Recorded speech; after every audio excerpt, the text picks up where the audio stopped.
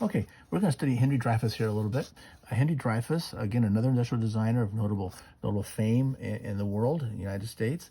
And what was he known for? He was the same, very similar to Raymond Loewy, in that he designed trains. He designed thermostats for houses. This is what's called a Honeywell thermostat. Okay, these were very popular in the 50s and 60s in houses, maybe in the 70s. He also had a relationship with John Deere doing tractors. So a lot of this idea of application of body shells, how things fit, the steering wheel, the seat, the hands around things, how we really kind of impact a product was something that Henry Dreyfus did. And this study of human factors, or what's called ergonomics. And this is the application of the psychology of how we actually physically use a product, okay? Something else that he also did a lot of work with was called the measuring. He also measured people. He measured how people use things. And we discussed this a little bit when we did seats. How you sit in a seat, the reach, how far out should you read on a table. This has got a computer right here. So this idea of how well you use a computer or a telephone or all these different items, and this measurement of the human individual is called anthropometrics.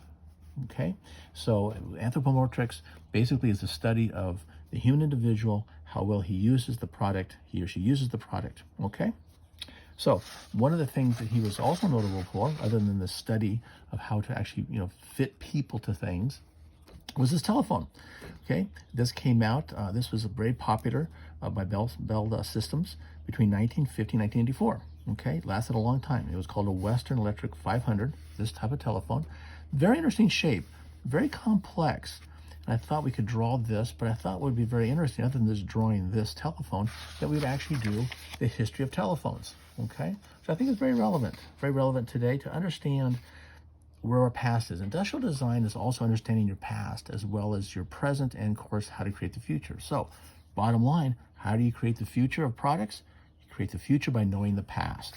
So we're going to do a series of sketches, and we'll talk just a little about these. This first telephone we're going to do was designed by Alexander Graham Bell. He invented the telephone in 1876. And the first sort of household telephone, there were many telephones, but the first one that was sort of a household item was this one that was created in 1880. Okay, and we'll sketch this one first, and then we'll go to another one real quick. This was called a candlestick phone. This is where, again, I've really missed not being around you. I can see your faces, to see you laugh at these things, or if you've ever seen them in movies, or if you've ever seen. But this is how you use. This is the telephone. A far cry from a cell phone, but this is what was happening in the 1880s.